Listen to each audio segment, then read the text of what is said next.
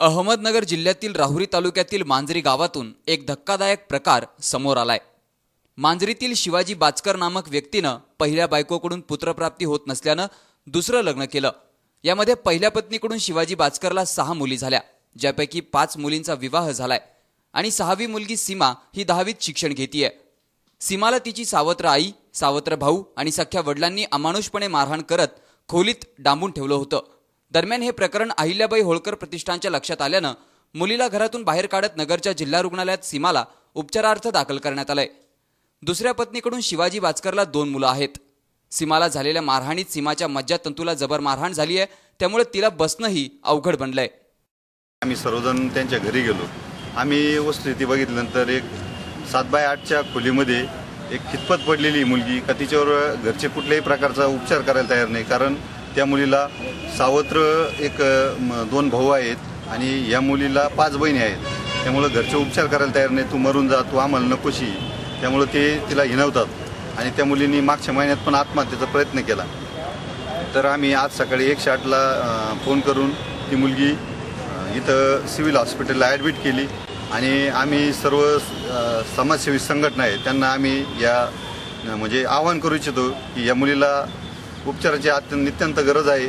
आम्ही सरकारकडेही आणि शासनाकडेही या मुलीच्या उपचारासाठी न्याय मागणार आहोत। मुलीचं सांगणं येतं दारूच्या नशेमध्ये माझ्या वडिलांनी मला पाडलं होतं, त्यामुळं त्या मुलीच्या मज्जातंतूवर तो परिणाम होऊन 10वीमध्ये ही मुलगी शिकत होती, परंतु बेंचवर बसता येईना, त्यामुळं या मुलीला 1-2 वर्षापासून शाळा सोडावी लागली आणि मुलगी घरीच आहे। इतकी चांगली मुलगी आहे, बोलती खूप चांगल्या प्रमाणे, पण मुलीला बसवत नाही आणि वेदना इतक्या तीव्र आहे का त्याची कुठं म्हणजे सांगता येत नाही, एवढ्या वेदना तीव्र आहे आणि मला कुठल्याही परिस्थितीत जागवा असं ती मुलगी बोलते। मुलीचे जे वडील आहेत ते दारू पितात आणि तिच्या आईला 5 मुली झाल्या म्हणून त्या आईचा छळ केला आणि मुलगा होण्यासाठी त्या सीमाच्या वडिलांनी दुसरी बायको केली। त्यांना 2 मुलं झाले, परंतु या 2 मुलं झाले तर त्याच आईचं आणि त्या भावांचंच वडील बघू लागले। या मातेकडे, या सीमाच्या आईकडे दुर्लक्ष करायला गेले। सीमाच्या आईचा छळ केला गेला, काका तुला मुलगा नाही। पुढे सीमाला 10-12 वर्षापूर्वी असं सीमाचं सांगणं आहे आणि सीमाच्या आईचं सांगणं आहे की 10-12 वर्षापूर्वी सीमाला दारू पिऊन तिच्या वडिलांनी आपटवलं होतं।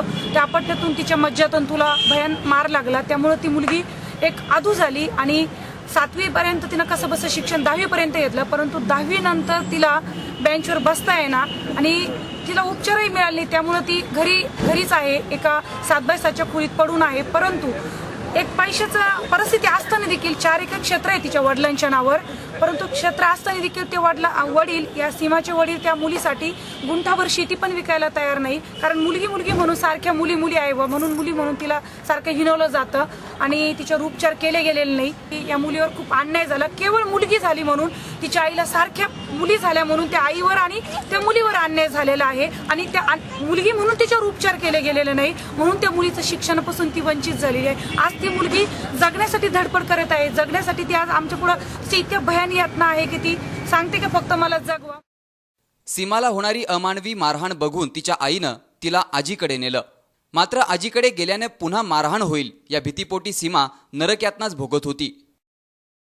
मला 5 मुली आहे, त्या मुलीनंतर आहे ना तरच द्यायला लागलं, पूर्वी आपटवली, तरच दिल्यामुळे दुखणं वाढून ठेवलं। 10वीची शाळा झाली नाही तिची, मग घरात कोंडो, इकडं कोंडो, तिकडं हनमार, दारू पिऊन, मग नंतर बायको केलेला 2 मुलं झाली, पोरवीच्या गाडी टाकत्या हाणत्या मारत्या, 7 वर्ष झाली दुखाला नाही। शाळेत नाही गेलेली मुलगी अजिबात, बसता येत नाही, तिचा रातून दिवस तोंड गप्पच नाही ना।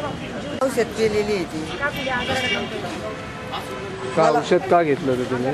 मग आता दुखण्यामुळे घेतलं होतं तिला। मी गेले असे भाऊ बांधायचं तिकडे जागरण होतं, जावंच लागतं भाऊ बांधायचं दारा, तिथे गेले तर मला जाऊ सरीनं घेतलं। दरम्यान या प्रकरणात पोलीस प्रशासनाची भूमिकाच आता महत्त्वाची ठरेल।